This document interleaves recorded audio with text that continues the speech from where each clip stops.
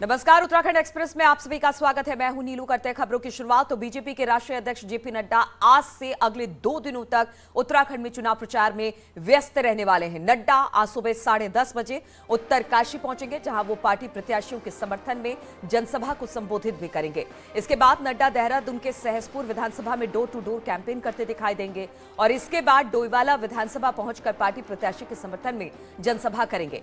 शाम 5 बजे नड्डा देहरादून पहुंचकर पार्टी नेताओं की मीटिंग में हिस्सा लेंगे। 7 फरवरी को नड्डा बागेश्वर, पिथौरागढ़ और देहरादून कैंट सीट पर चुनावी जनसभाओं को संबोधित करने वाले हैं। और 3 विधानसभा के दौरे पर सीएम धामी, धारचूला, रानीखेत और रामनगर दौरा, रोड शो और डोर टू डोर कैंपेन यहां पर सीएम करते दिखाई देंगे। बीजेपी प्रत्याशियों के समर्थन में प्रचार करेंगे सीएम धामी। तो आज धारचूला, रानीखेत और रामनगर का सीएम का दौरा है, जहां पर जनसभा को भी संबोधित करेंगे और डोर टू डोर कैंपेन करते भी सीएम धामी दिखाई देंगे।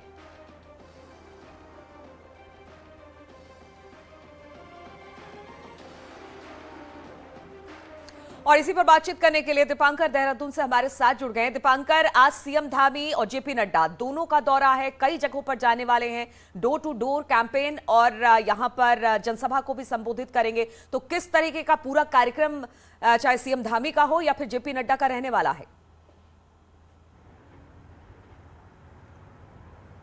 बिल्कुल नीलू, सबसे खास बात यह है कि अब से सिर्फ 1 हफ्ते की कैंपेनिंग उत्तराखंड में बची हुई है। 14 फरवरी को वोटिंग होगी, 12 फरवरी को प्रचार थम जाएगा। तो इस 1 हफ्ते में बीजेपी और कांग्रेस दोनों अपने बड़े नेताओं को पूरे इस सियासी समर में झोंकेंगे।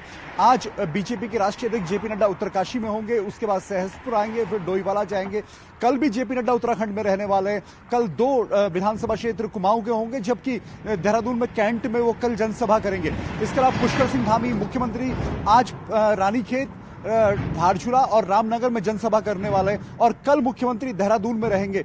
इसके अलावा इसी लिहाज से अगर देखा जाए ओवरऑल तो प्रधानमंत्री नरेंद्र मोदी भी आने वाले हैं। बहुत जल्द उनका एक दौरा देवप्रयाग में हो सकता है। और चाहे गृह मंत्री अमित शाह की बात हो, तो बीजेपी की तरफ से जो पूरा एक कैंपेन को अब पूरा पेस देने की कोशिश रहेगी इस हफ्ते में, क्योंकि अब ये वीक डिसाइडिंग वीक रहेगा दोनों पार्टीज के लिए, चाहे बीजेपी हो चाहे कांग्रेस हो। बिल्कुल दीपांकर, डिसाइडिंग वीक रहेगा, लेकिन सबसे बड़ी बात यह है कि हमने देखा कि इस टाइम पर थोड़ा उत्तराखंड में मौसम बेहतर होता है, बसंत के बाद बेहतर हो जाता है मौसम, जिसका जिक्र लगातार लोग करते हैं। लेकिन इस बार तो ठंड भी बहुत ज्यादा है, बर्फबारी भी बहुत ज्यादा हुई है। ऐसे में कितनी बड़ी चुनौती ये मौसम कैंपेन के दौरान दिखाई दे रही है? अब बिल्कुल पिछले 2 दिन 3 और 4 तारीख को जिस तरीके का मौसम रहा, तो कैंपेनिंग में इसका सीधा असर दिखा। मुख्यमंत्री पुष्कर सिंह धामी खटीमा में ही रहे, उन्होंने अपने विधानसभा क्षेत्र में ही प्रचार किया। दूसरे विधानसभा क्षेत्रों को उस दौरान वो कवर नहीं कर पाए। इसी तरीके से बड़े नेता उस जेपी नड्डा का उस समय उत्तरकाशी में दौरा होना था, वो दौरा वहां पर नहीं हो पाया। इसी तरह कांग्रेस के नेताओं के प्रोग्राम्स रहे।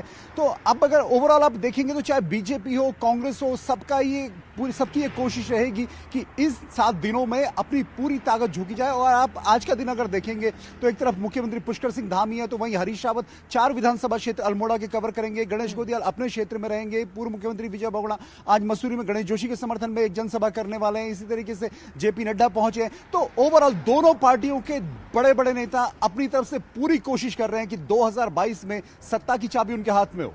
बिल्कुल, तो बड़ी बड़ी रैलियां नहीं हो रही है, जनसभाएं नहीं हो रही है, लेकिन जनता के बीच में पहुंचना है। मौसम की मार भी है, इसलिए कोशिश यही की जा रही है कि अब वक्त मतदान में बहुत कम बचा है, इसलिए ज्यादा से ज्यादा लोगों तक जुड़ाव हो, उनके पास पहुंचकर अपनी नीतियों को, अपने कार्य को बताया जाए। इसलिए लगातार बीजेपी कैंपेन कर रही है। बड़े बड़े नेता इस वक्त मैदान में। बहुत बहुत शुक्रिया आपका दीपांकर, हमारे साथ जुड़ने के लिए।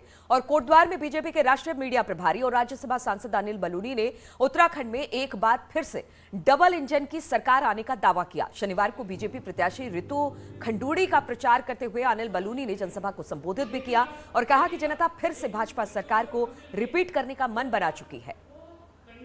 उत्तराखंड की जनता ने यह तय कर लिया है कि डबल इंजन की सरकार चाहिए।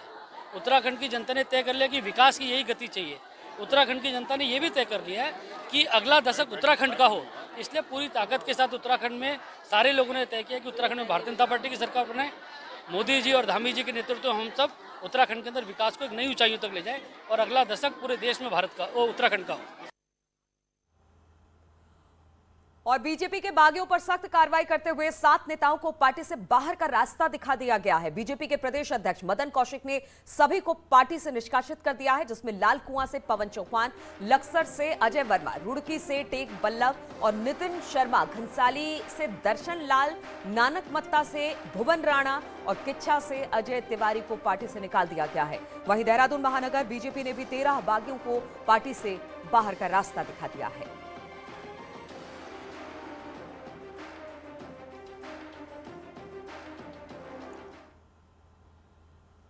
और शनिवार को राहुल गांधी किच्छा और हरिद्वार आए। 2 अलग अलग रैलियों में राहुल गांधी ने जहां डबल इंजन की सरकार पर जमकर हमले किए, वहीं साफ कहा कि जनता कांग्रेस की सरकार बनाएगी।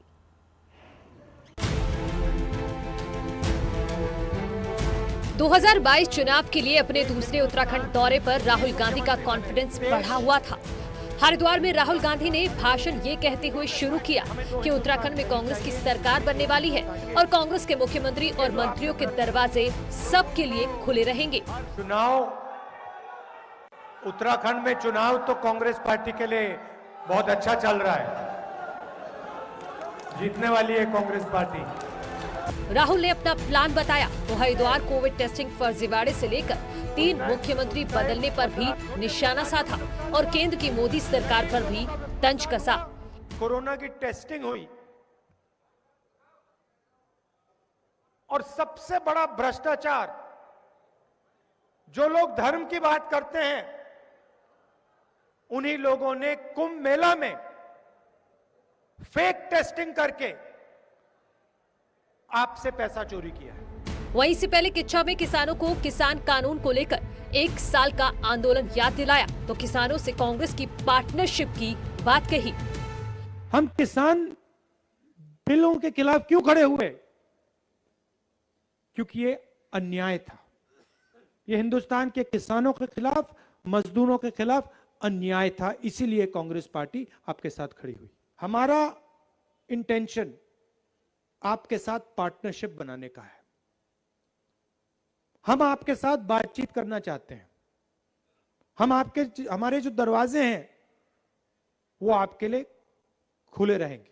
कभी कभी आप हमारे पास आओगे, हम कहेंगे देखिए जो आप कह रहे हो ये मुश्किल है, और कभी कभी आप हमारे पास आओगे और हम कहेंगे भैया जो आप कह रहे हो बिल्कुल सही है, ये हम कर सकते हैं और ये हम करके दिखा देंगे।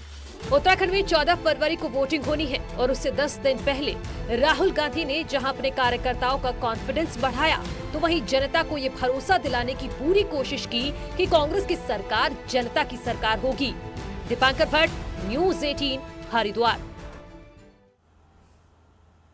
और भगवान बद्रीनाथ के कपाट 8 मई को सुबह 6:15 पर श्रद्धालुओं के लिए खोल दिए जाएंगे। बसंत पंचमी के पावन पर्व पर नरेंद्रनगर स्थित राज दरबार के राज पुरोहितों ने महाराज मनुजेंद्र शाह के जन्म कुंडली देखकर धाम के कपाट खोलने की तिथि घोषित कर दी। भगवान के महाभिषेक के लिए तिल का तेल 22 अप्रैल को पिरोया जाएगा। इसके बाद गाड़ू घड़ा यात्रा को लेकर डिम्मर पंचायत के लोग अपने गंतव्य के लिए प्रस्थान करेंगे।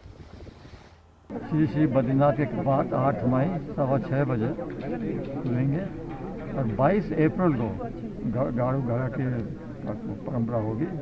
और मैं देशवासी को सबको संपन्न और खुशी का मैं संदेश लाना चाहता हूँ और सबके घर में खुशहाली हो। पंचमी के शुभ अवसर पर भगवान बद्री विशाल जी के कपाट खोलने की जो प्रक्रिया है वो प्रारंभ हो चुकी है और महाराजा जो टिहरी नरेश हैं उनकी जन्म पत्रिका और पंचांग गणना के आधार पर राजपुरोहितों ने 8 मई का तिथि निर्धारित की है।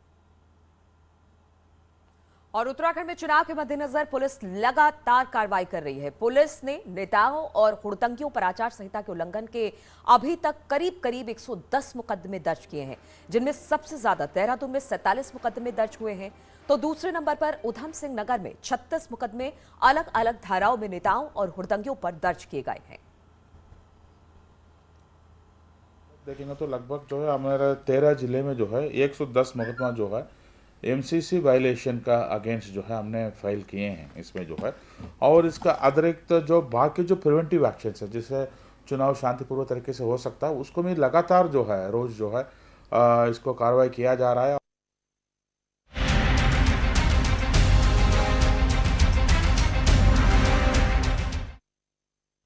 और अब बात पहाड़ों में लगातार हो रही बर्फबारी की करें तो चमोली में शनिवार को जमकर बर्फबारी हुई है, जिसके चलते यहां पर जनजीवन प्रभावित हुआ है और दिवाली खाल में भारी बर्फबारी हुई है। इसकी वजह से कर्णप्रयाग गैरसैंण हाईवे बंद हो चुका है और विभाग द्वारा बर्फ हटाने का काम इस वक्त चल रहा है।